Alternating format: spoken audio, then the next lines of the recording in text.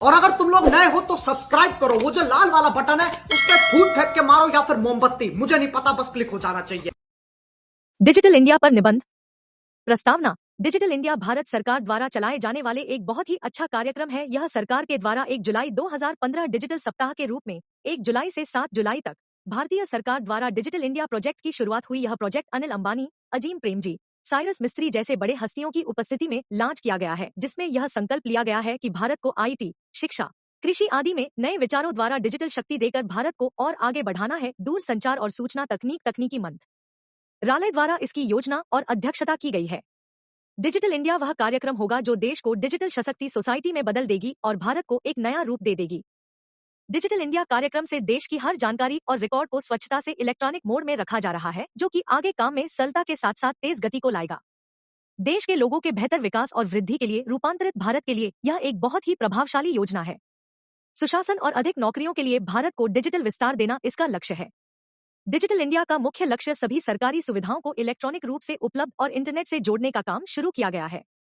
Digital India के 3 प्रमुख कार्य: 1. प्रत्येक नागरिकों को डिजिटल इंडिया की उपयोगिता से रूबरू कराना। 2. नागरिक की मांग पर शासन और सेवाएं प्रदान करना। 3. हर नागरिक को डिजिटल शक्ति प्रदान करना। डिजिटल इंडिया कैसे कार्य करेगा? डिजिटल इंडिया से डेटा का डिजिटलाइजेशन आसानी से होगा, जो भविष्य में चीजों को तेज और दक्ष बनाने में मदद करेगा। इसमें कागजी कार्य और समय और मानव की मेहनत की भी बचत होगी। सरकार और निजी क्षेत्र में गठबंधन स्थापित करें। कई बड़े गांव में डिजिटल लेस इलाकों में भी बदलाव लाएगा और वह भी डिजिटलाइजेशन होगा। भारत के सभी गांव और शहर और नगर तकनीकी होंगे। राष्ट्रीय अंतर्राष्ट्रीय मुख्य कंपनियां 2019 तक इस प्रोजेक्ट को पूरा करने की योजना है। इसमें अंबानी द्वारा 2.5 लाख करोड़ का निवेश किया गया है। इस योजना द्वारा इंटरनेट सेवा के साथ दूर दराज के ग्रामीण इलाकों तक पहुंचेगा। इंटरनेट से नागरिक को सुधार कर सकता है। इस योजना से हर एक को काफी फायदा होगा।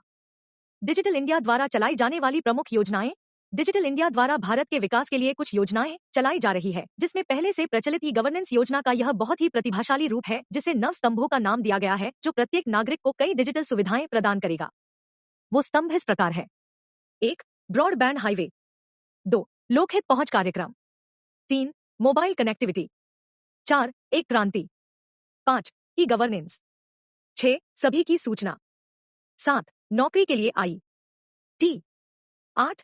पूर्व फसल कार्यक्रम। 9. इलेक्ट्रॉनिक विनिर्माण। सभी को डिजिटल इंडिया की जानकारी होना। डिजिटल इंडिया के अंतर्गत सरकार अपनी सभी जानकारी वेबसाइट और सोशल मीडिया द्वारा प्रत्येक नागरिक को देगी। हर नागरिक को टू कम्युनिकेशन की सुविधा भी दी जाएगी, ताकि सभी के पास डिजिटल इंडिया की जानकारी हो। इस योजना को सफल बनाने के लिए सबसे पहले सरकार ने आधार की मदद से लोगों का बायोमेट्रिक डाटा लिया, जिससे उनकी अद्वितीय पहचान मिल सके।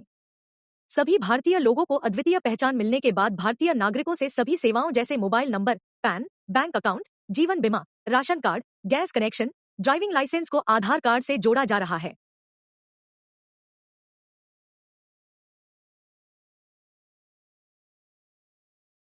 उसके बाद आधार की सहायता से लोगों को सभी सुविधाएं दी जा रही हैं। इससे लोगों की पहचान सही प्रकार से हो पा रही है और साथ ही बीच में भ्रष्टाचार करने वाले कम हो गए हैं।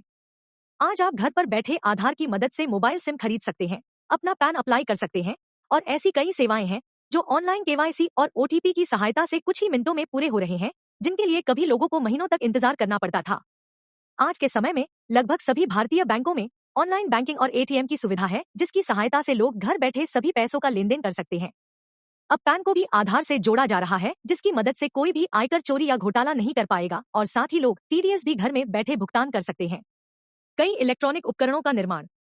नेट इंपोर्ट्स के तहत सभी प्रकार के इलेक्ट्रॉनिक उपकरण का निर्माण देश में ही किया जाएगा, जिसमें mobile setup box, VSAT, fabless design customer और medical electronic, smart energy meter, micro ATM, smart card जैसे उपकरण हमारे देश में ही निर्माण होगा और इन पर ज्यादा फोकस किया जाएगा। डिजिटल इंडिया द्वारा नौकरियां, कौशल विकास कार्यक्रम को इससे जोड़कर कंपनियां कार्य प्रणाली के अनुसार ग्रामीणों को प्रशिक्षण दिया जाएगा, जिससे रोजगार में काफी मदद मिलेगी। अर्ली हार्वेस्ट कार्यक्रम। इसके अंतर्गत डिजिटल इंडिया कार्यक्रम को आगे बढ़ाने के लिए सरकार ने कुछ नियम बनाए हैं, जिसको पूरे देश में लागू किया जाएगा। उपसंहार। डिजिटल इंडिया की सफलता के लिए देश की बड़े बड़े कंपनियों ने काफी खर्च किया है। अब तक इसमें तो 4.5 लाख करोड़ खर्च कर चुके हैं। इससे 18 लाख लोगों को नौकरी मिलेगी। यह भारत सरकार की बहुत ही अच्छी योजना है। इसे भारत की एक अलग पहचान होगी। डिजिटल इंडिया गांव से लेकर शहर तक हर क्षेत्र में जुड़ेगा और हमारे देश का नाम रोशन करेगा। हमारा देश दूसरे देशों से मदद लेता था और अब मदद देने वाला देश बनेगा। इसे भारत की एक अलग ही पहचान होगी।